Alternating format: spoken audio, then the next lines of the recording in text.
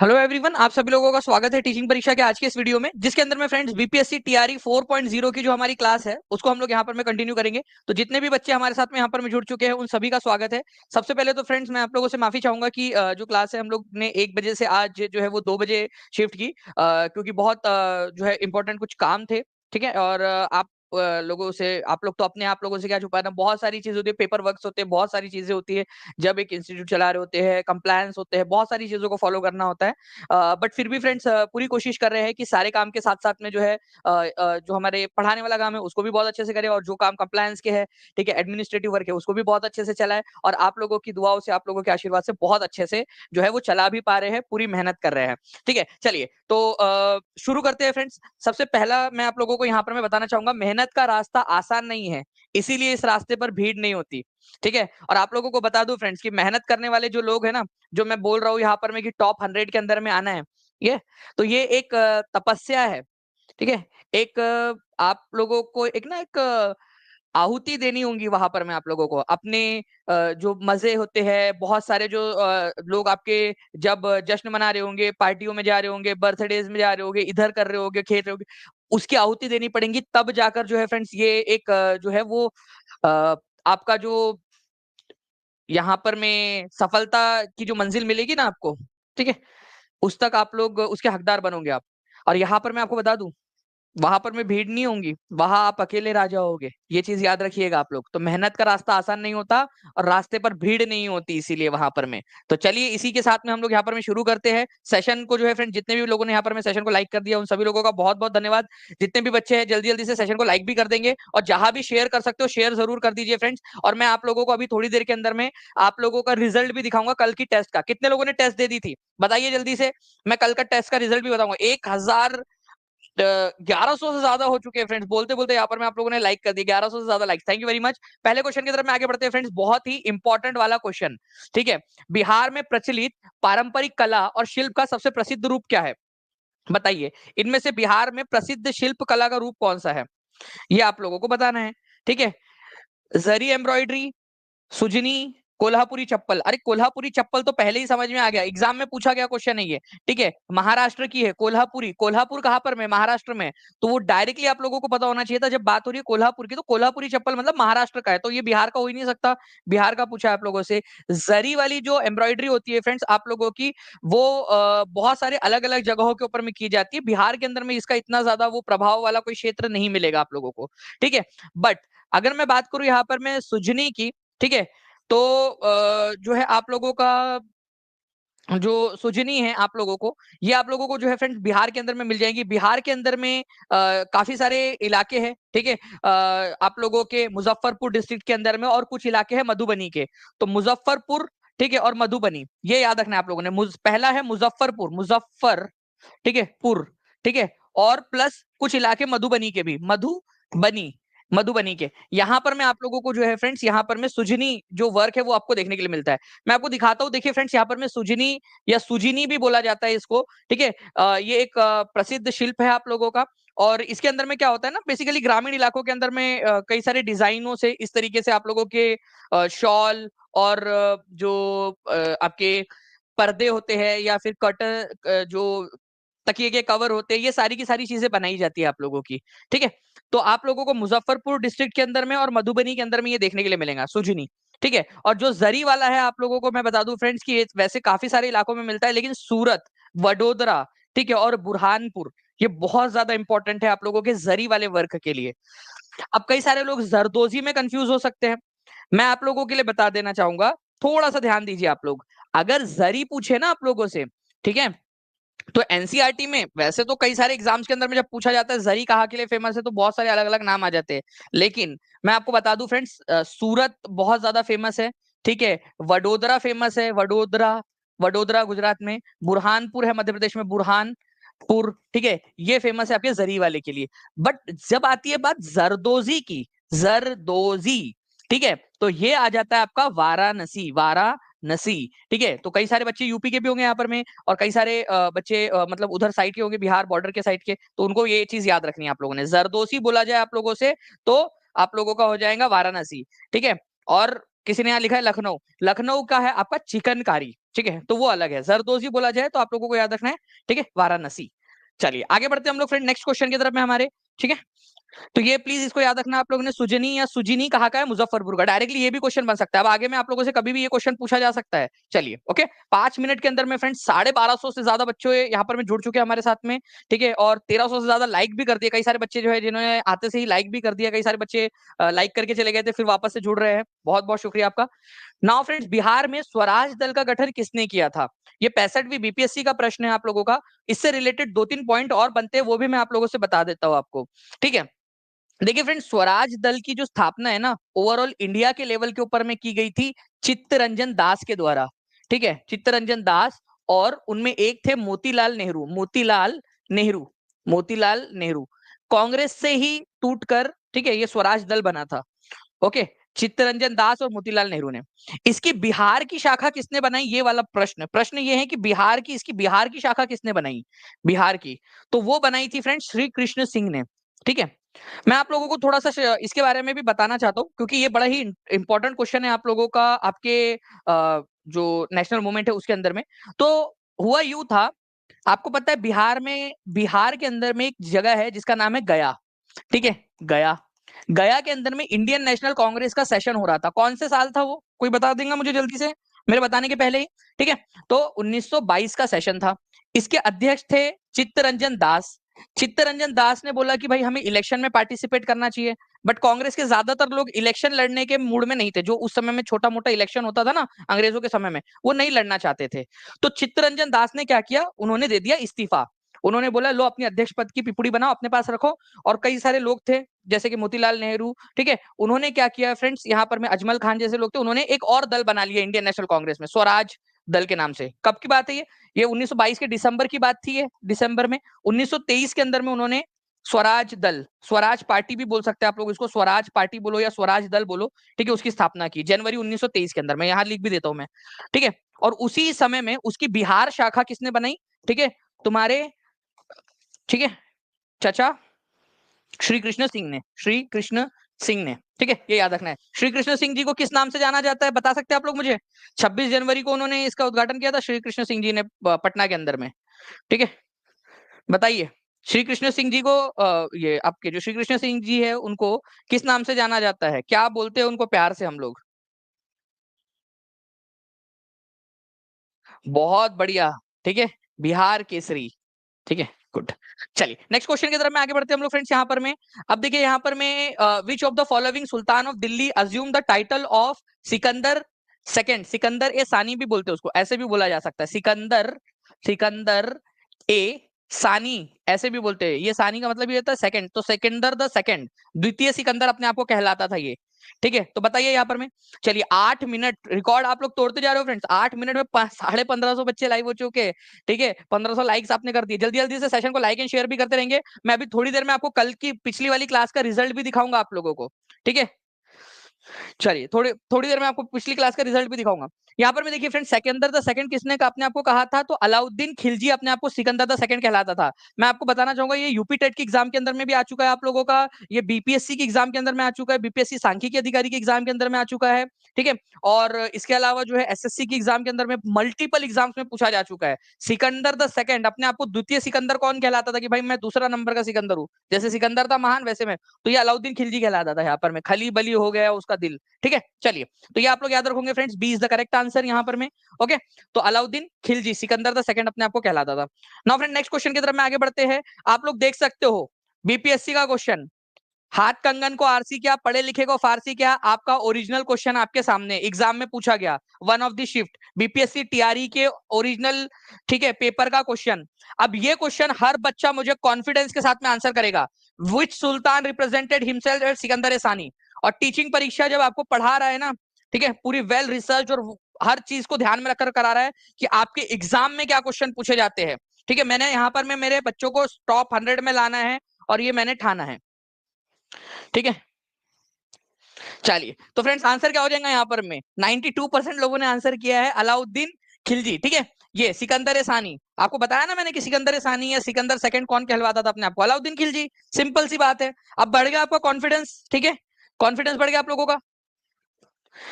हाँ, ये वही है, बिल्कुल सदफ जी, बहुत बढ़िया। आपने मतलब मेरी क्लास देखी है, सीटेट भी आपने मेरे से ही पढ़ा है, ठीक है। ये वही है सर जिसने बंजारों का प्रयोग किया था बाजारों तक पहुंचाने में, याद करवाया था ना आपको उस समय में भी मैंने कॉमेडी वे में। चलिए, देखिए, तुम्हारी चाचा की लड़की गार्गी, तुम्हारे मामा की लड़की मैत्री, और तुम्हारे दादाजी ऋषि कपिल, इनका घर कहाँ पर में था, ठीक है। तो गार्गी, मैत्री और कपिल, गार्गी और मैत्री जो है फ्रेंड्स, ये महिला, ठीक है, संत हुई है हमारी वैदिक काल के अंदर में, ठीक है। महिलाएं हुई है ऐसी जिन्होंने महिला जो सेंट्स हुई है, ठीक है, जिन्होंने ऋग्वेद के अंदर में अपने वचन दिए हैं। बिहार में जो है फ्रेंड्स एक इलाका है जहां पर में इनका हम लोगों को मिलता है, इनकी निशानदेही मिलती है कि इस इलाके में वो लोग रहा करते थे, ठीक है। तो कौन से वाले इलाके में रहा करते थे ये, ठीक है। तो इनके जो है फ्रेंड्स, जो गार्गी मैत्री, ये ऋग्वेद के समय में महिला संत हुई है, जिनके भजन जिनके जो है सूक्त वगैरह हमको ऋग्वेद में भी मिलते हैं। ऋषि कपिल, ठीक है, इन्होंने जो है फ्रेंड्स सांख्य दर्शन दिया था, सांख्य दर्शन। कपिल ने कौन सा दर्शन दिया था, सांख्य, सांख्य दर्शन, दर्शन। वो आपको पता है ना, 6 दर्शन शास्त्र है हमारे भारत के, तो सांख्य दर्शन ऋषि कपिल ने दिया था। मिथिला से बिलोंग करते थे ये लोग, बिहार के मिथिला क्षेत्र से। बहुत ही इंपॉर्टेंट क्वेश्चन है ये। ओके, तो भाई देखो, मतलब बिहारी लोगों का कितना योगदान है, ठीक है, आप खुद भी देख पा रहे हो यहाँ पर। तो जो ये मिथिला क्षेत्र है ना आपका, ये ब्लू कलर में आप लोग जो देख रहे हो, इधर साइड से, इस एरिया, इन एरियाज में से बिलोंग करते थे वो। ओके, चलिए, एक बार जल्दी जल्दी से फ्रेंड, जितने भी लोग देख रहे हैं सेशन को शेयर कर देंगे, जहां भी शेयर कर सकते हो, टेलीग्राम, फेसबुक, व्हाट्सएप, इंस्टाग्राम, जहां भी शेयर कर सकते हो जल्दी से शेयर कर देंगे। और जिन लोगों ने अब तक चैनल को सब्सक्राइब नहीं किया, चैनल को सब्सक्राइब करके बेल आइकन जरूर दबा दीजिए, सभी के सभी लोग जल्दी से, ठीक है। और अपने टेलीग्राम ग्रुप, फेसबुक ग्रुप, अपने दोस्त, सब जगह पे, ठीक है, जल्दी जल्दी से कर देंगे, ठीक है। चलिए, नाउ फ्रेंड्स देखिए, यहां पर मैं वैशेषिक दर्शन संप्रदाय के संस्थापक कौन है, एक ऑप्शन आप एलिमिनेट कर सकते थे, मुझे एक ऑप्शन एलिमिनेट करके बताओ। क्लास की पीडीएफ कहाँ मिलती है, क्लास की तरन्नुम परवीन जी, सारी की सारी पीडीएफ जो है वो TRE4 का जो है ना आपका ऐप के अंदर में, वहां पर में सारी पीडीएफ डाल दी जाती है। देखिए, अगर मैं बात करूं फ्रेंड्स यहाँ पर मैं ऋषि कपिल, ठीक है, मैंने अभी बताया कपिल जो है उन्होंने सांख्य दर्शन दिया है, ठीक है। पेन चेंज कर लेते ताकि मिटे ना, ठीक है। सांख्य, सांख्य दर्शन जो है वो उन्होंने दिया है। संख्या दर्शन मैंने याद कराया था कि कपिल देव है, उन्होंने बहुत सारी संख्या में विकेट ली है, ठीक है। ऋषि पतंजलि जो है, उन्होंने पतंजलि योगा से होगा, तो योग दर्शन इन्होंने दिया है। ऋषि गौतम शांति, ठीक है, तो इन्होंने कौन सा वाला दिया है फ्रेंड्स, ठीक है, बताइए ऋषि गौतम ने कौन सा दर्शन दिया है। हुँ? और ऋषि कनद ने कौन सा दिया है, बस ये आप लोगों ने याद रखना था। तो अगर हम लोग गौतम बुद्ध की बात करें, गौतम बुद्ध के पास में आप लोग जाएंगे अपन लोग, तो अपन लोग एक्सपेक्ट करते हैं कि गौतम बुद्ध अपने को न्याय दिलाएंगे। वैसे वो गौतम बुद्ध और ये ऋषि गौतम अलग अलग है, ठीक है। गौतम बुद्ध अलग है, ऋषि गौतम अलग है, लेकिन गौतम से गौतम बुद्ध याद आ जाते, तो न्याय दर्शन इन्होंने दिया था, न्याय दर्शन, न्याय दर्शन, ठीक है। तो ऋषि कनद जो है ना, इनकी ननद थी, एक कनद है, ऋषि कनद की एक ननद थी। ननद आपको पता है ना क्या होता है, ननद का मतलब, ननद मतलब तुम्हारे पति की बहन, ठीक है। तो ननद, तो ऋषि कनद की एक बहन है जिसका नाम है शिखा, ठीक है। तो वैशेषिका दर्शन, ऐसे याद रख सकते थे आप लोग इसको।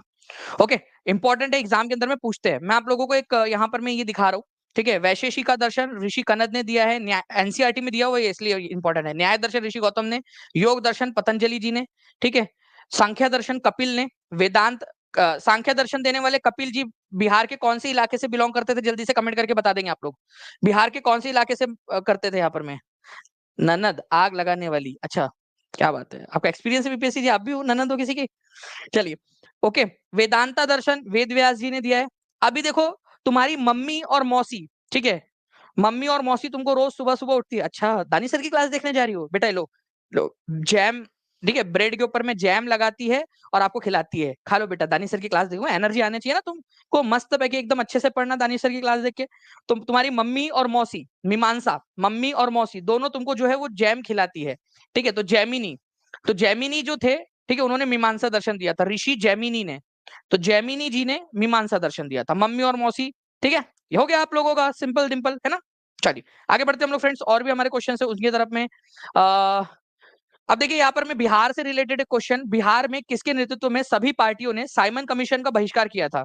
अब देखिए 2-3 पॉइंट है, जब बात निकली है तो दूर तक जाएंगी। साइमन कमीशन का गठन कब हुआ था, ये क्वेश्चन क्या आया नहीं था इस बार आप लोगों के TRE 3 एग्जाम में, बताइए। आया था आप लोगों का, है ना, आया था एग्जाम के अंदर में।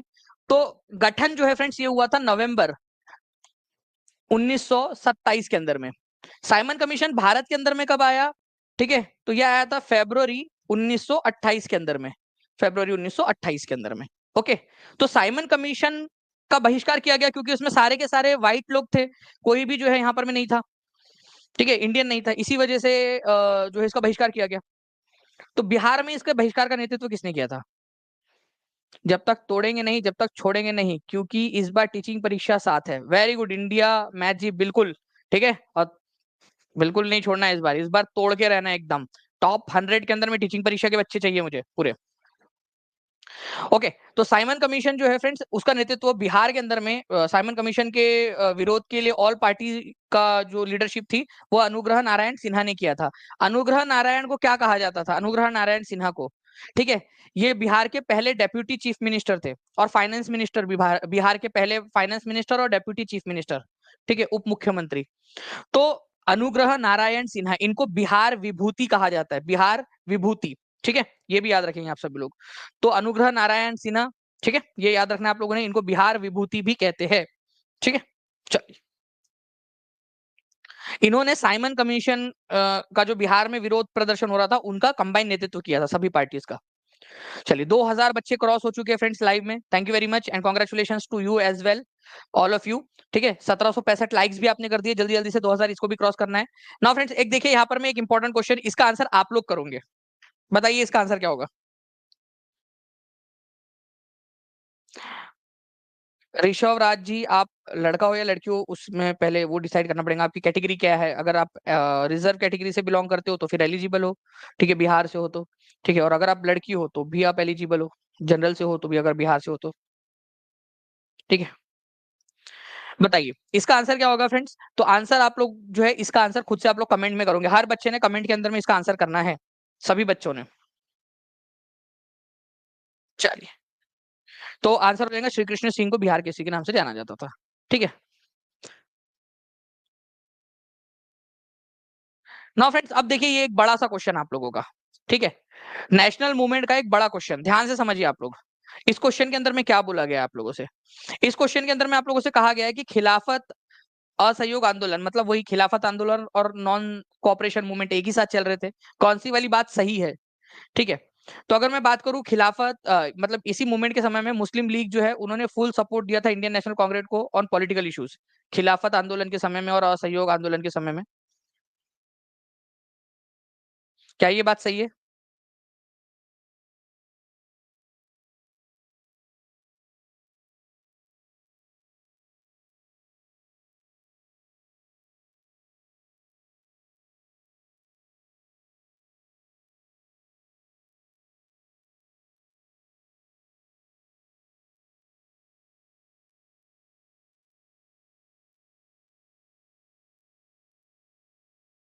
नेक्स्ट जो है फ्रेंड्स आप लोगों की बात है, महात्मा गांधी जो है उन्होंने केसरे केसरे हिंद जो मेडल था उनका वो उन्होंने वापस कर दिया था जालियनवाला बाग हत्याकांड के विरोध में, ठीक है। बिहार विद्यापीठ जामिया मिलिया इस्लामिया जो है फ्रेंड्स यहाँ पर में इसी समय में एग्जिस्टेंस के अंदर में आए थे।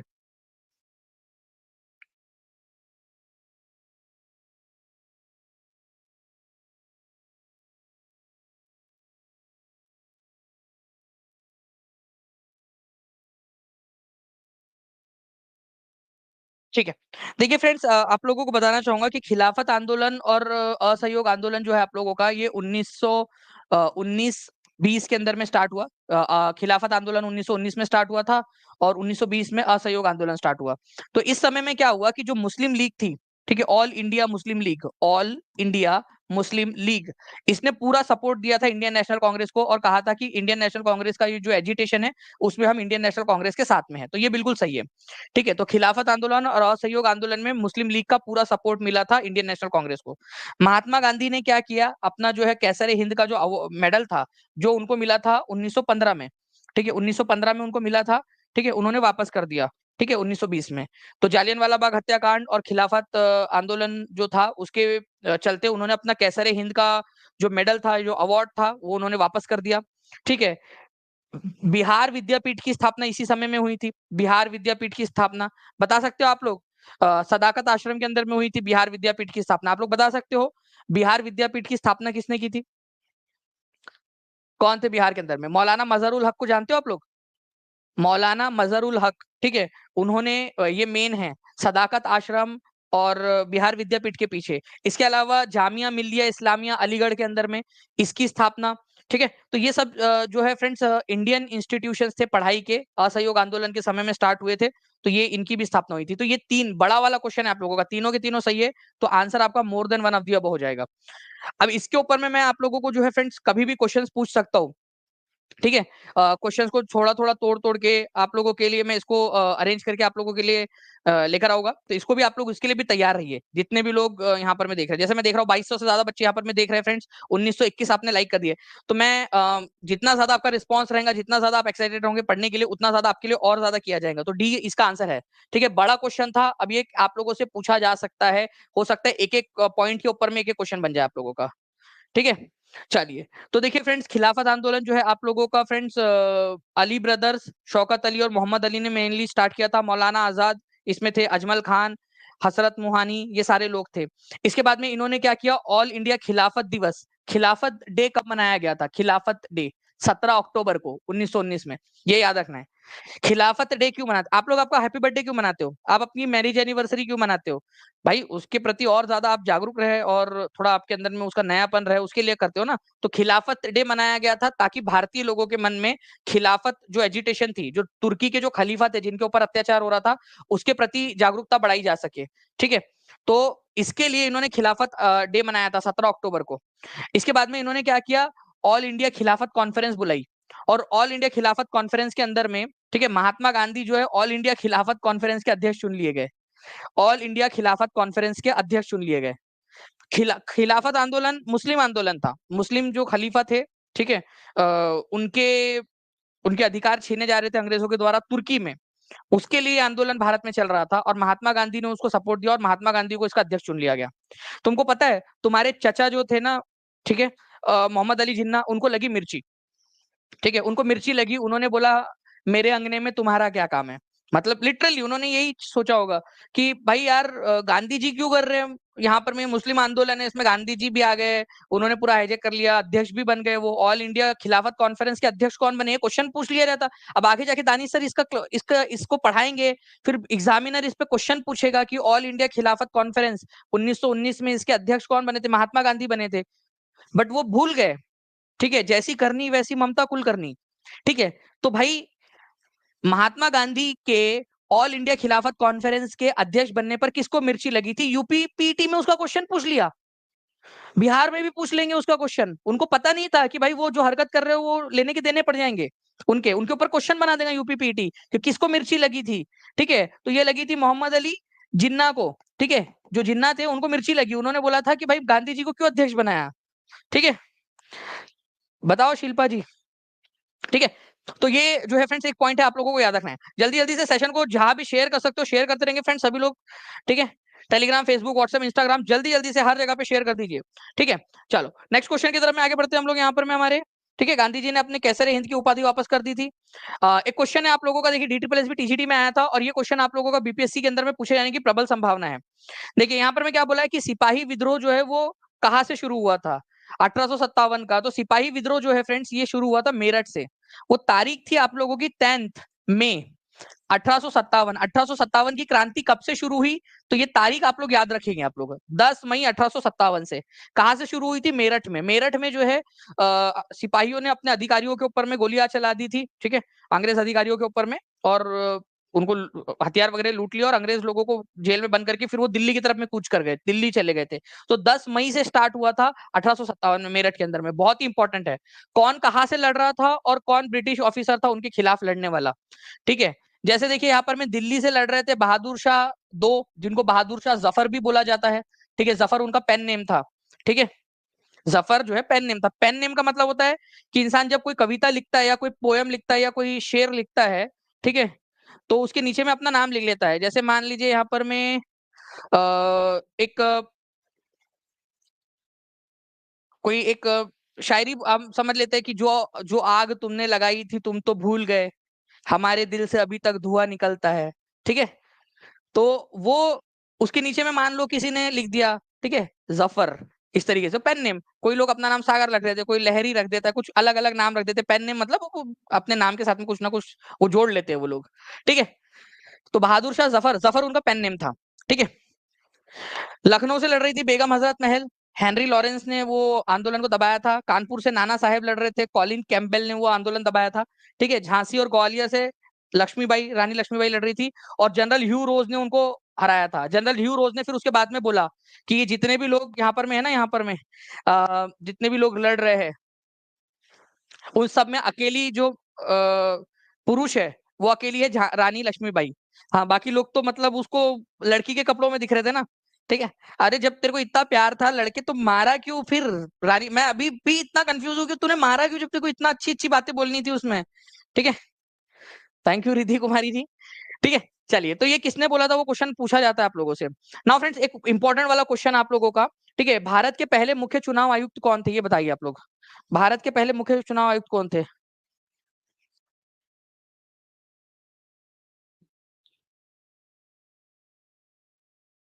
जी। कोर्स ज्वाइन करने के लिए सिंपल सा है, नीचे में जो नंबर चल रहा है ना उस पर कॉल कर लीजिए, या फिर अगर कॉल बिजी आ रहा हो तो नंबर पे व्हाट्सएप कर दीजिएगा, टीम आपसे कनेक्ट कर लेंगे। या टीचिंग परीक्षा ऐप पर चले जाइए, वहां भी सिंपल तरीका है एकदम, आपको बहुत आसानी से हो जाएगा, ठीक है। आप अपनी पढ़ाई चालू कर सकते हो। तो पहले मुख्य चुनाव आयुक्त कौन थे? तो सुकुमार सेन थे, सुकुमार सेन, ठीक है। ये याद रखना है आप लोगों ने। नाउ फ्रेंड्स, एक और क्वेश्चन आप लोगों से बनता है, ठीक है। इलेक्शन आइडेंटिटी फोटो कार्ड जो है वो किसके समय में शुरू किया गया था? ठीक है, ये क्वेश्चन आता है आप लोगों से। कौन से साल शुरू हुआ था, किसके समय में शुरू किया गया था, ये भी क्वेश्चन बन सकता है। वोटर जो पहचान पत्र है आपका, ठीक है, फोटो आइडेंटिटी वाला है, एपिक इलेक्टर, ठीक है, फोटो आइडेंटिटी कार्ड, एपिक बोलते हैं उसको, ठीक है। तो आप लोग बताओगे कि उस समय में कौन थे, ठीक है, मुख्य चुनाव आयुक्त, और किसके समय में हुआ था इलेक्टर फोटो आइडेंटिटी कार्ड, ठीक है। चलिए, बहुत बढ़िया फ्रेंड्स, आप लोगों के कमेंट का इंतजार रहेगा, क्योंकि मैंने बार बार पढ़ा है। अगर आप लोग बुलाओगे तो मैं वो क्वेश्चन भी आप लोगों के लिए लगा दूंगा। तो श्री सुकुमार सेन जो है फ्रेंड्स, ये याद रखना है आप लोगों ने, ठीक है, कि जो है हमारे भारत के पहले इलेक्शन कमिश्नर थे, ठीक है। राजीव कुमार जो है वो अभी हमारे फिलहाल के अंदर में 25वें नंबर के इलेक्शन कमिश्नर है, ओके। चलिए, तो इसको याद रखेंगे आप सभी लोग। नाउ फ्रेंड्स, खिलाफत सम्मेलन 1919 के अध्यक्ष के रूप में किसे चुना गया था, बताओ। देखिए, WBCS प्रीलिम्स के अंदर में आया हुआ क्वेश्चन।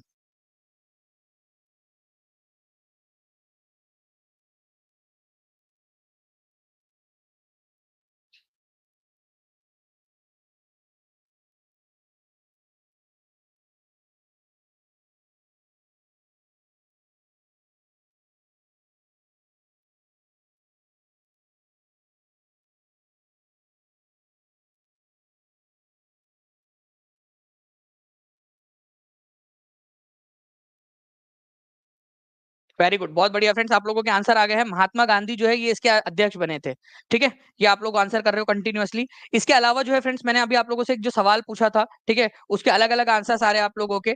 तो मैं इसलिए पूछा मैंने आप लोगों से, क्योंकि TN सेशन उस समय में, ठीक है, 1993 में आप लोगों का एपिक इंट्रोड्यूस हुआ था, इलेक्टोरल फोटो आइडेंटिटी कार्ड, ठीक है।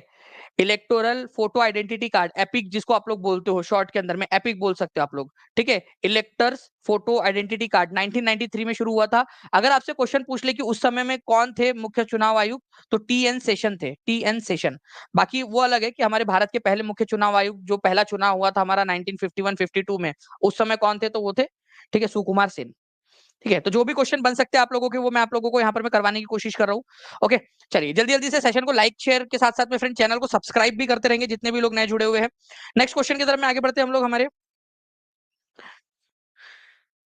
देखिए, यहाँ पर मैं निम्नलिखित में से किसे 1919 में दिल्ली में आयोजित अखिल भारतीय खिलाफत सम्मेलन का अध्यक्ष चुना गया था। देखिए, टेरिटोरियल आर्मी पेपर 2 के अंदर में क्वेश्चन आया है ये आप लोगों का। अब आप लोग आंसर करिए, आपको कॉन्फिडेंस बढ़ रहा होगा फ्रेंड्स कि आप लोग जो है अब आंसर कर पा रहे हो यहाँ पर में।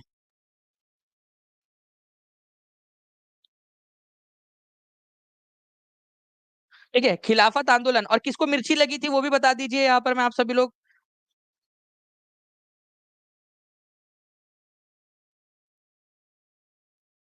तो आंसर क्या हो जाएगा फ्रेंड्स यहाँ पर मैं आप लोगों को हो जाएगा महात्मा गांधी। ठीक है, नेक्स्ट क्वेश्चन है आप लोगों का, बिहार में सर्च लाइट नामक समाचार पत्र के संपादक कौन थे? सर्च लाइट नाम का अखबार उन्होंने शुरू किया था, सर्च लाइट, बताइए जल्दी से। आप लोगों का जो है फ्रेंड्स रिजल्ट जो है ना आपका, वो भी मैं अभी आप लोगों को बताने वाला हूँ, जो कल की टेस्ट का रिजल्ट था आपका। ठीक है, कौन कितने नंबर पे आया है। ठीक है, अब्दुल बारी, ठीक है, लंबोदर मुखर्जी, मोहन प्रसाद, ठीक है, रामानंद चटर्जी। तो सर्च लाइट नाम का जो अखबार था फ्रेंड्स आप लोगों का, ये किसने शुरू किया, अगर ये क्वेश्चन आप लोगों से पूछ लिया जाए। ठीक है, तो मुरली मोहन प्रसाद, ये याद रखना है आप लोगों ने। ओके, मुरली मोहन प्रसाद थे, इन्होंने सर्च लाइट नाम का अखबार शुरू किया था बिहार में 1918 के अंदर में। ये पहले बाय वीकली अखबार था, 2 हफ्ते में एक बार आता था। ठीक है, फिर बाद में जो है फ्रेंड्स इसको और ज्यादा आगे किया गया। इसके जो है फ्रेंड्स पहले संपादक थे सैयद हैदर हुसैन, और दूसरे संपादक थे माहेश्वर प्रसाद। ठीक है, बाकी इसको शुरुआत किसने की थी इसकी, इसके मालिक कौन थे, मुरली मोहन प्रसाद थे। ठीक है, नाउ फ्रेंड्स अब आप लोगों का रिजल्ट, ठीक है, लीजिए। तो आप लोगों के सामने है। ठीक है, थोड़ा सा इसको बड़ा कर दे हम तो ज्यादा बेहतर रहेगा। तो सबसे पहले आए हैं यहाँ पर में गुंजा विश्वकर्मा जी। ठीक है, कॉन्ग्रेचुलेशन गुंजा जी, आपके 50 आउट ऑफ 50 नंबर आए हैं कल वाली टेस्ट में। जितने भी बच्चों ने टेस्ट नहीं दिया है, ठीक है, आगे वाली टेस्ट जरूर दे देना, या फिर मैं टीम से रिक्वेस्ट करूंगा कि सेशन के लास्ट में वो फॉर्म फिर से दे दे, जिन्होंने फॉर्म नहीं भरा है वो भर लेंगे, ताकि आने वाली टेस्ट के अंदर में वो लोग एलिजिबल रहे। ठीक है, मोहम्मद जिशान है, ठीक है, अर्नव चौहान है, सोनी यादव है, उमर है, अनुज कुमार। क्या बात है, देखिए इन्होंने 50 आउट ऑफ 50 लाया है कल की टेस्ट में। जो बच्चों ने पूरा अच्छे से लेक्चर देखा होगा वो कर रहे हैं। और मैं टॉप 100 की लड़ाई लड़ रहा हूँ यहाँ पर मैं आप लोगों के लिए, कि मेरे को मेरे बच्चे टॉप 100 में चाहिए। ठीक है, उसके बाद में देखिए करिश्मा है, ठीक है, कॉन्ग्रेचुलेशन। ठीक है, साक्षी है, सबिता सबिता कुमारी है, ठीक है, प्रेम शेखर है, बिग ब्रदर, बिग ब्रदर नाम ही रख लिया तुमने अपना। ठीक है, किसके बड़े भाई हो तुम सबके।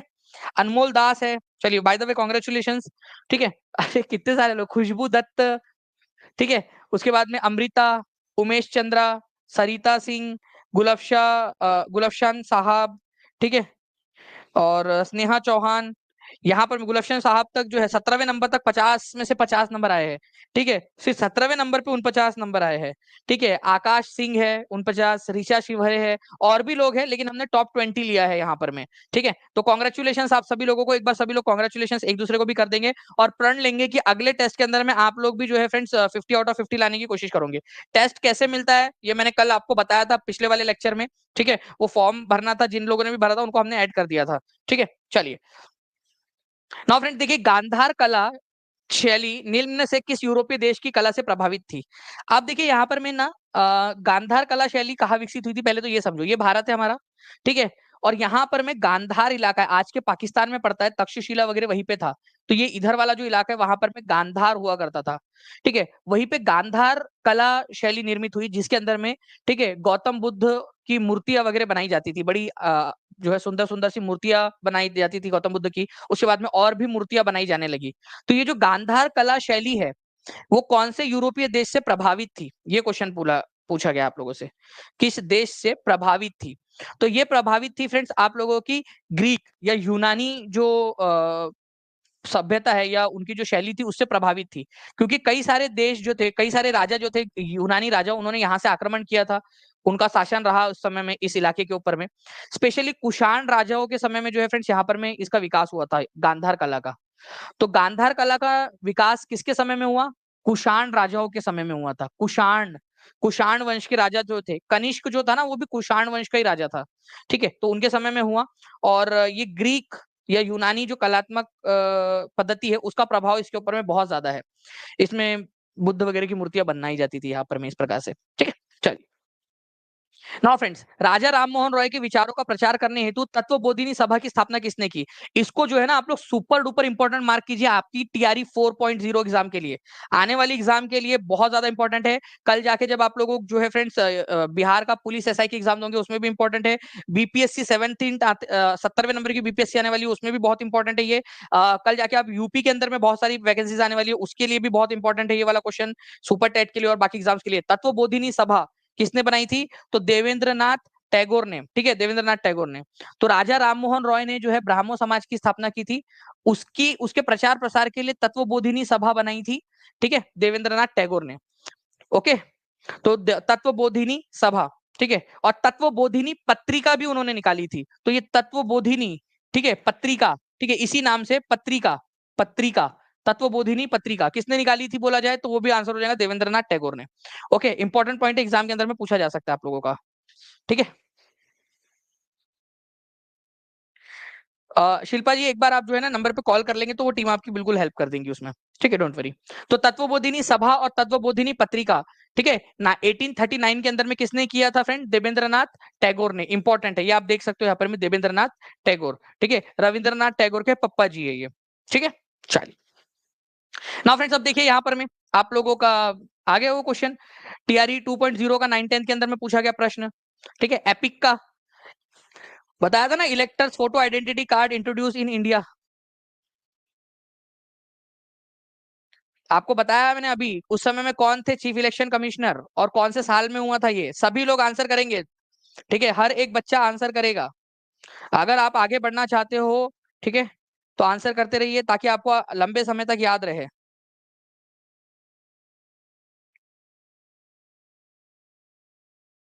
ठीक है, तो देखिए फ्रेंड्स, यहाँ पर मैं इलेक्टर्स फोटो आइडेंटिटी कार्ड जो है ये आप लोगों को इंट्रोड्यूस हुआ था 1993 के अंदर में, सभी लोग लिखिए इसको। ठीक है, तो आंसर यहाँ पर में नन ऑफ दी अबव होने वाला था इसका। और इस समय में कौन थे हमारे chief election commissioner? TN session. ठीक है, टीएन सेशन, ये आप देख सकते हो यहाँ पर में, टीएन सेशन जो है ये इस समय में इसके अध्यक्ष थे। ठीक है, हमारे चुनाव आयोग के चीफ इलेक्शन कमिश्नर थे, ये याद रखेंगे आप सभी लोग। ना फ्रेंड्स, एक और क्वेश्चन है आप लोगों का कि किस भूमि रूप को दुनिया की छत कहा जाता है इनमें से? ठीक है, तो दुनिया की छत या रूफ ऑफ द वर्ल्ड किसको कहते हैं? तो तिब्बत का जो पठार है ना, इसको कहा जाता है दुनिया की छत, तिब्बत का पठार। ये हमारा भारत है यहाँ पर में मान लीजिए, और यहाँ पर में जो है ना ये बहुत बड़ा एक पठार है, ऊपर उठी हुई भूमि है, तिब्बत का पठार इसको बोलते हैं, इसको दुनिया की छत कहते हैं। कई बार तिब्बत का पठार की जगह ऑप्शन में होता ही नहीं, वहां पर में पामीर नॉट दी हुई थी, पामीर की गांठ। ठीक है, तो उसको सेकंड ऑप्शन देना है, अगर तिब्बत का पठार और पामीर की गांठ आ जाए तो पहला ऑप्शन आप तिब्बत के पठार को दोगे। ठीक है, अगर वो ऑप्शन में ना हो तो फिर पामीर की घाट को दिया जा सकता है दूसरा प्रेफरेंस, अदरवाइज पहला प्रेफरेंस तिब्बती पठार को ही देना है आप लोगों ने। ठीक है, पामीर नॉट या पामीर की जो घाट है वो इधर साइड में है। ठीक है, वो इसको भी दुनिया की छत बोलते हैं, लेकिन इसको सेकंड प्रेफरेंस देना है, पहला प्रेफरेंस तिब्बत का पठार है। ठीक है, ये आप देख सकते हो, ये तिब्बतियन प्लेट्यू यहाँ पर। ठीक है, भारत का उपराष्ट्रपति बनने के लिए न्यूनतम आयु कितनी होनी चाहिए आप लोगों की? अगर भारत का उपराष्ट्रपति बनना है आप लोगों ने, राष्ट्रपति नहीं, उपराष्ट्रपति की बात हो रही है यहाँ पर में। तो फ्रेंड्स यहाँ पर मैं एक चीज बता दूं आपको, राष्ट्रपति बनना है अगर आप लोगों ने, वाइस प्रेसिडेंट बनना है, उपराष्ट्रपति, या आपने गवर्नर बनना है। ठीक है, सिंपल सा, आपकी इन तीनों के लिए एज है 35 ईयर्स की। 35 ईयर्स की एज है अगर आप लोगों की तो आप बन सकते हो यहाँ पर में, तो तीनों के लिए 35 साल है। ठीक है, तो आंसर इसका हो जाएगा आप लोगों को ऑप्शन नंबर बी। ठीक है, इसके अलावा वोटिंग की उम्र जो है, वोटिंग की उम्र आप लोगों की जो है वो 18 साल है। लोकसभा लोकसभा और विधानसभा लड़ने की उम्र है आपकी 25 साल। 21 साल किसकी उम्र है जल्दी बताइए मुझे, 21 साल किसकी उम्र है? 21 साल किस चीज की उम्र है?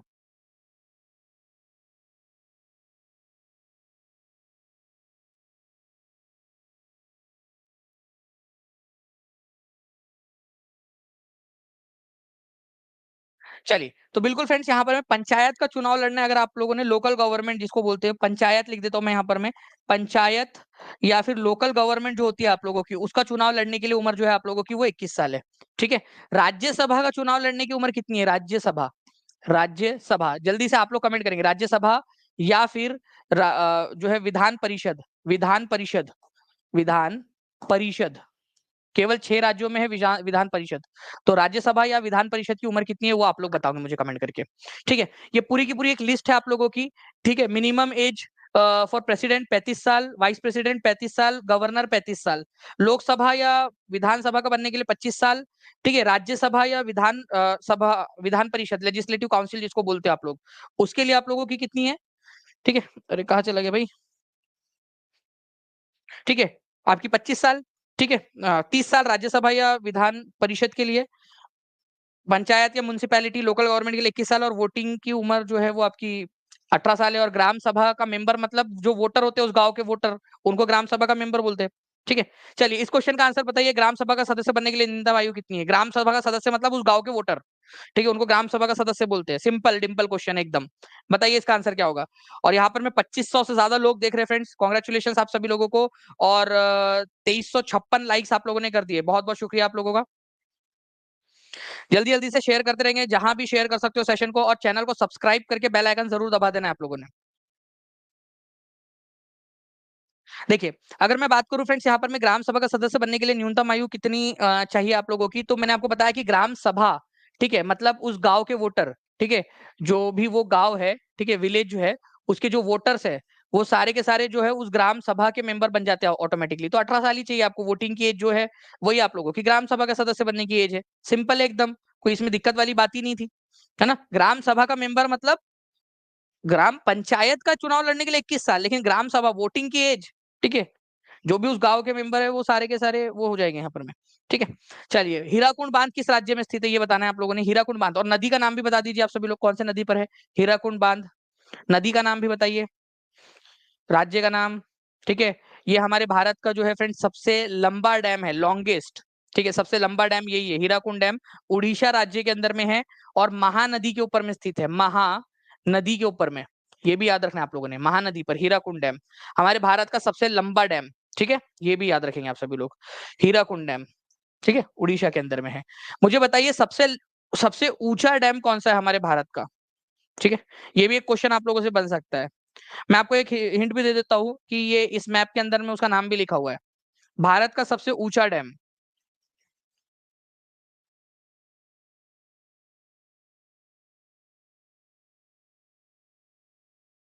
वेरी गुड, बहुत बढ़िया फ्रेंड्स, आप लोगों के आंसर्स आ रहे हैं यहाँ पर में। ठीक है, भागीरथी नदी के ऊपर में लोकेटेड है वो टेहरी डैम, आप लोगों का सबसे ऊंचा डैम है। नाउ नेक्स्ट फ्रेंड्स, भारत के किस राज्य में कुचिपुड़ी नृत्य उत्पत्ति हुई है? कुचिपुड़ी, ठीक है, तो कुचिपुड़ी नृत्य की उत्पत्ति कौन से राज्य के अंदर में हुई है? तो भारत के अंदर में कुचिपुड़ी जो है फ्रेंड्स, ये आप लोगों को मिलेगा आंध्र प्रदेश के अंदर में। ठीक है, मैं आप लोगों को एक लिस्ट दे रहा हूँ, वो लिस्ट आप लोगों ने हमेशा याद रखनी है, क्योंकि इस पर बेस्ड क्वेश्चन आपसे बन सकते हैं। जैसे कि भरतनाट्यम कहाँ का है, बहुत ही इंपॉर्टेंट क्वेश्चन है। भरतनाट्यम है तमिलनाडु का, ठीक है। कथक कहाँ का है, ठीक है, क्लासिकल डांस, ये है उत्तर प्रदेश का। कुचिपुड़ी आंध्र प्रदेश का, ठीक है। उड़ीसी उड़ीसा का है, ठीक है। और मणिपुरी मणिपुर का है, वो सिंपल है। कथकली और मोहिनी अट्टम, ये बहुत फेमस है। कथकली और मोहिनी अट्टम दोनों केरला के हैं। और सत्रिया डांस भी एग्जाम में पूछा जाता है, सत्रिया डांस, ठीक है, असम का। तो ये प्लीज आप लोग याद रखोगे, ये जोड़ियां मिलाने के फॉर्म में या अलग अलग इसके अंदर में आप लोगों से पूछा जा सकता है, तो प्लीज इसको याद रखना है आप लोगों ने। ओके, चलिए, ये हिंदी में भी आप लोग देख सकते हो पूरा का पूरा। ओके, तो पुरलिया छऊ जो है फ्रेंड्स, आप लोगों का इसको भी क्लासिकल इसमें जोड़ लिया गया है आप लोगों का। ठीक है, जो छऊ है इसको मिला के 9 हो जाते हैं आप लोगों के छऊ। कहाँ लिख दूं मैं, यही लिख देता हूँ हिंदी में। ठीक है, छऊ या पुरलिया छऊ भी बोलते हैं इसको।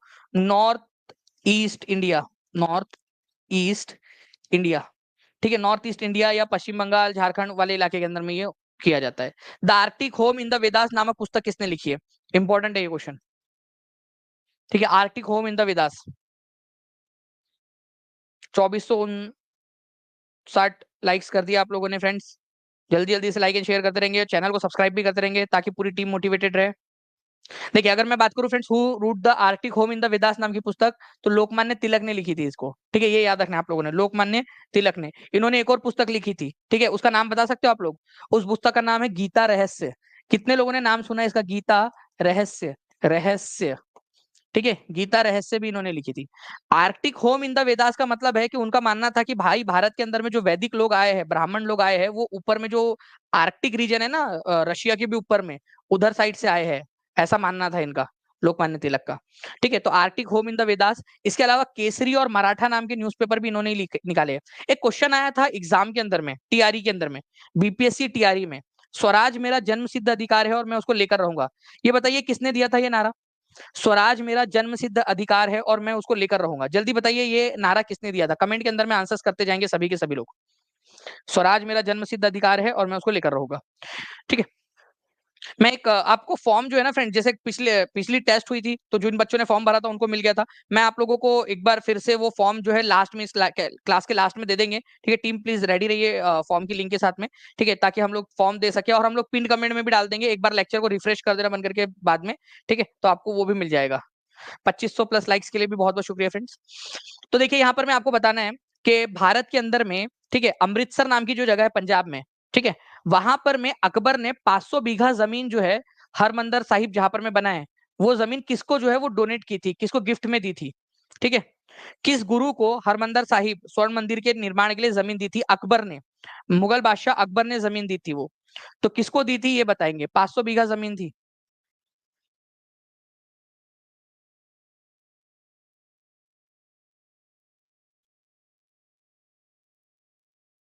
ठीक है, तो वो दी थी फ्रेंड्स, ठीक है, गुरु रामदास जी को। गुरु रामदास और उनकी जो वाइफ थी, ठीक है, उनको ये गिफ्ट दी गई थी। ओके, ये याद रखना है आप लोगों ने। तो बीवी बानी उनका नाम था, उनकी वाइफ का, गुरु रामदास जी की। तो गुरु रामदास जी को जो है ये जमीन दान में दी गई थी, ये याद रखना है आप लोगों ने, या गिफ्ट में दी गई थी, जो भी बोल सकते हो आप लोग। ओके, गुरु रामदास जी को, जो अमृतसर शहर बसा है ना पूरा आप लोगों का, ठीक है, वो बसा है इस मंदिर के, स्वर्ण मंदिर के आसपास में। ठीक है, अमृतसर, वो सर का मतलब ही होता है वो, अमृतसर मतलब वो अमृत का झील, तो उसके आसपास में बना है। तो ये पूरा का पूरी जमीन अकबर ने दी थी गुरु, ठीक है, रामदास जी को। अरे यार ये कहाँ चला गया, अमरदास पे चला गया वो क्लिक। ठीक है, रामदास जी है वो। ठीक है, गुरु रामदास जी। ओके, गुरु रामदास, अरे वो बोला मैंने सही है, वो लगाते समय गलत हुआ। ओके, तो ये आप लोगों को थोड़ा सा याद रखना है, गुरु रामदास जी और उनकी जो वाइफ थी, ठीक है, बीवी बानी, उनको दिया था गुरु रामदास जी। अमृतसर सरोवर वहीं पे लोकेटेड है आप लोगों का। बाद में जो है अर्जन देव जी जो थे, उन्होंने वहां पर में हरमंदिर साहिब या स्वर्ण मंदिर बनाना शुरू किया था। ठीक है, और वहां पर में आदि ग्रंथ की उन्होंने स्थापना की थी। इसके ऊपर में सोने का कवर किसने चढ़ाया? पहले तो उसको हरमंदिर साहिब बोलते थे आप, अब हम लोग इसको स्वर्ण मंदिर बोलते हैं। तो सोना किसने चढ़ाया था इसके ऊपर में? तो गोल्ड की कोटिंग करवाई थी महाराजा रंजीत सिंह ने। ठीक है, तो हरमंदिर साहिब के ऊपर में गोल्ड की प्लेटिंग किसने करवाई, गोल्ड को की कोटिंग सोना किसने चढ़वाया? तो सोना चढ़वाया था महाराजा रंजीत सिंह ने। ठीक है, ये याद रखेंगे आप सभी लोग। और बाद में ब्रिटिशर्स ने गोल्डन कलर का होने की वजह से गोल्डन टेम्पल इसका नाम रख दिया था। इस क्वेश्चन का आंसर लगाएंगे आप सभी के सभी लोग। ठीक है, एग्जाम में आया हुआ क्वेश्चन है, आपसे कहा था, और ये टीचिंग परीक्षा के ऐप पर अवेलेबल है पूरे के पूरे क्वेश्चंस। ठीक है, तो जो भी बच्चे टीआरई 4 के बैच में हैं, उन सभी को ये पूरा का पूरा मिल रहा है। तो जितने भी बच्चे ज्वाइन होना चाहते हैं वो हो सकते हैं यहाँ पर में। साथ ही साथ हम लोग और भी बहुत सारी जो चीजें, एडवांस चीजें अब लेकर आने वाले हैं। वो जो बच्चे एनरोल कर चुके होंगे तब तक उन लोगों को हम लोग ऑटोमेटिकली उसमें अपग्रेड कर देंगे। ठीक है, जैसे पहले किया है हम लोगों ने। ठीक है, इंपॉर्टेंट इंफोग्राफिक्स और बाकी की सारी चीजें भी आप लोगों को जो है फ्रेंड्स इसमें मिलती जाएंगी। तो लोकमान्य तिलक जो थे, उनका नारा था ये बाल गंगाधर तिलक का। ठीक है, स्वराज मेरा जन्म सिद्ध अधिकार है और मैं इसको लेकर रहूंगा। ठीक है, चलिए, तो देखिए ये इस तरीके से जो इंपॉर्टेंट इंफोग्राफिक्स है ये भी आप लोगों को कोर्स के अंदर में मिल जाते हैं, टीचिंग परीक्षा के टीआरई 4 के अंदर में आप लोगों को मिल जाएंगे। उसके ऊपर में आपको क्विज मिल जाएंगी, हिंदी इंग्लिश दोनों के अंदर में अवेलेबल है ये।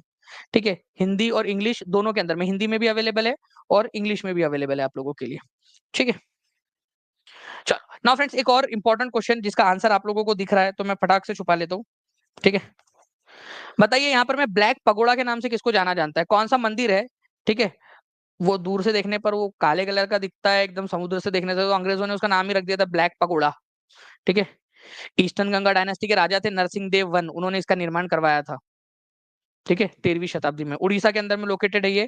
ठीक है, तो सूर्य मंदिर कोणार्क का, कोणार्क के अंदर में जो सूर्य मंदिर है, सूर्य देवता को समर्पित, इसको ब्लैक पगोड़ा कहा जाता है। तो सूर्य मंदिर को ब्लैक पगोड़ा के नाम से जाना जाता है। ठीक है, पगोड़ा, ब्लैक पगोड़ा, काला मंदिर। ठीक है, ब्लैक पगोड़ा इंपॉर्टेंट क्वेश्चन है, इसको याद रखिए सभी के सभी लोग। ब्लैक पगोड़ा किसको कहते हैं? सूर्य मंदिर को। ठीक है, इसका निर्माण किसने कराया था? तुम्हारे चाचा के लड़के नरसिंह देव वन ने। ठीक है, तो नरसिंह देव वन, नर सिंह देव वन। ठीक है, ईस्टर्न गंगा डायनेस्टी एक वंश हुआ करता था वहां पर में, उड़ीसा के अंदर में। ठीक है, नरसिंह देव वन ने उसका निर्माण करवाया था उड़ीसा के अंदर में। ठीक है, तो ये याद रखेंगे आप लोग, आंसर इसका ऑप्शन नंबर ए हो जाएगा आपका। ये देख सकते हो आप लोग, इस प्रकार से दिखता है ये सूर्य मंदिर, काफी सुंदर मंदिर है। ठीक है,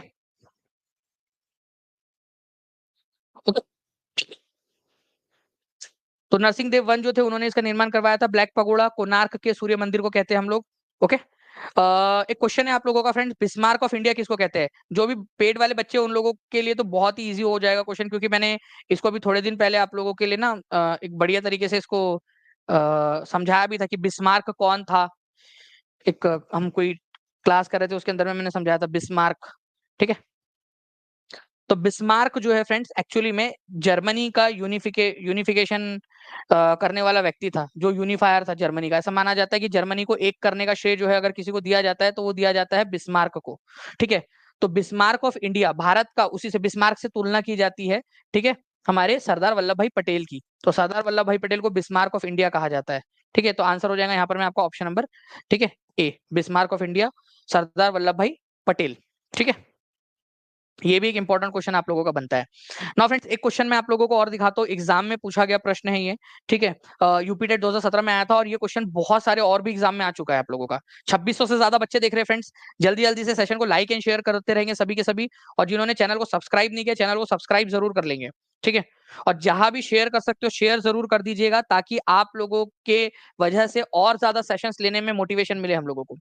तो देखिए, first chief justice of India, Bharat के पहले चीफ जस्टिस कौन थे, मुख्य न्यायाधीश?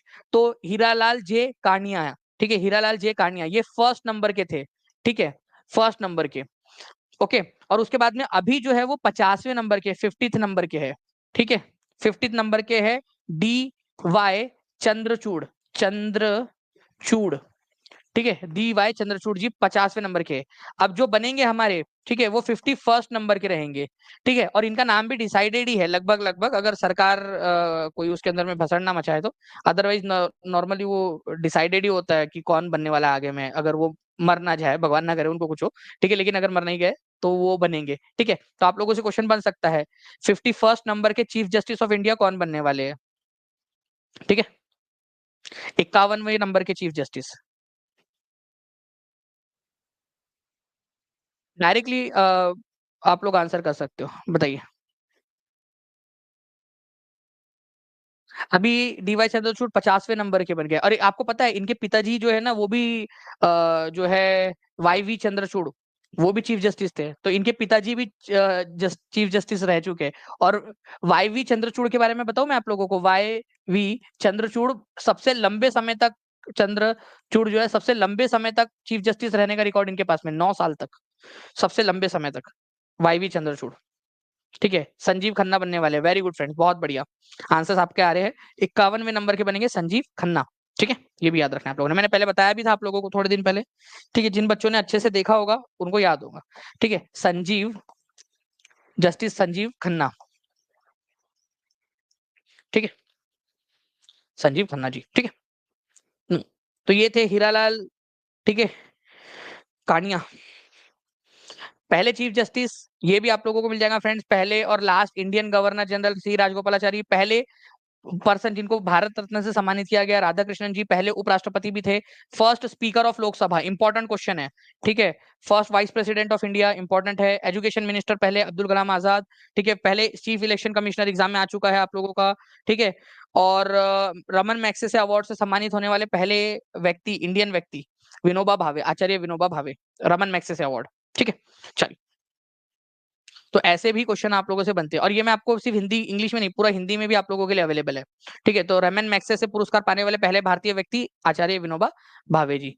ओके,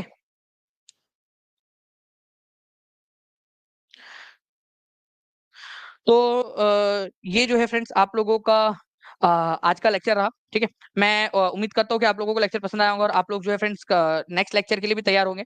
तो जितने भी बच्चे हैं, सेशन को सब्सक्राइब, चैनल को सब्सक्राइब करने के साथ साथ में बेल आइकन भी जरूर दबा दीजिएगा। अब प्लीज एक बार फॉर्म डाल दीजिए टीम, जितने भी बच्चे हैं वो उस, जो बच्चे फॉर्म फिल नहीं किए वो फॉर्म फिल कर दीजिए। नेक्स्ट जब आपकी टेस्ट होंगी उसके अंदर में आप लोगों को अभी एनरोल हो जाएगा, आज नहीं है। ठीक है, ओके, जितने भी बच्चे हैं डाल दिया गया है आप लोगों के लिए, लिंक डिस्क्रिप्शन में भी और कमेंट में भी, पिन कमेंट में भी पिन कर दिया गया है।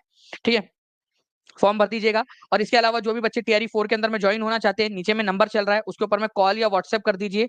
ठीक है, ठीक है, 7611101101 या 9697888844। ठीक है, इनके ऊपर में कॉल या व्हाट्सएप कर दीजिए, कॉल कर लीजिए। ठीक है, अगर कॉल बिजी आता है तो व्हाट्सएप कर दीजिए, क्योंकि बहुत ज्यादा प्यार मिल रहा है बच्चों का, हमारी टीम भी बहुत ज्यादा मेहनत कर रही है, एक एक पर्सन अपना 100% दे रहा है। ठीक है, तो ये भी आप लोग ध्यान रखिए। और इसके अलावा जो है फ्रेंड्स, मैं कुछ क्वेश्चंस आप लोगों से पूछना चाहूंगा लास्ट के अंदर में। ठीक है, वो क्वेश्चन का आंसर आप लोग मुझे बताएंगे।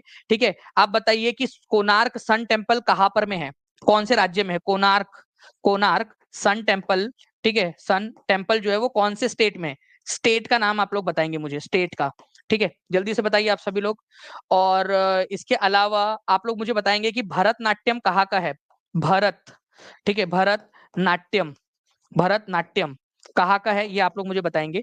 इसके अलावा जो है फ्रेंड्स, मैं चाह रहा था कि एक आप लोगों को जो है ना पूरी की पूरी यही दे दी जाए, लिस्ट दे दी जाए यहाँ पर, मैं जस्ट अ सेकेंड। ठीक है,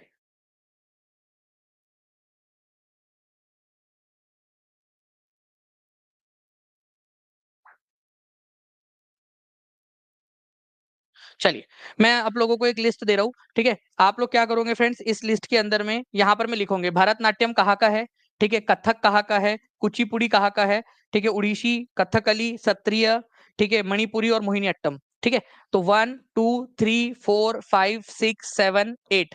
ठीक है, ये एटलीस्ट 8 लिख दीजिए आप, बाकी का तो मैं आपको याद करवाऊंगा, ये सारे के सारे कमेंट के अंदर में आप लोग लिख दोगे इसको। ओके, चलिए, तो लिख दीजिएगा कमेंट के अंदर में सारे के सारे लोग, बाकी हम लोग जो है और भी करेंगे। ठीक है, बहुत बहुत शुक्रिया आप लोगों का। और पूजा जी यहाँ पर मैं बोले 103 आए हैं, ऐप से पढ़ा था सर, चलो थैंक यू वेरी मच पूजा जी। और आगे में भी अब आपके आपका सीटेट में बहुत अच्छे से क्लियर हुआ है आपका, आगे में जॉब वाली एग्जाम भी आपकी बहुत अच्छे से क्लियर होंगी। ठीक है, चलो मिलते हैं फ्रेंड्स हमारे नेक्स्ट क्लास में, तब तक के लिए take care and bye, God bless you all, thank you, thank you.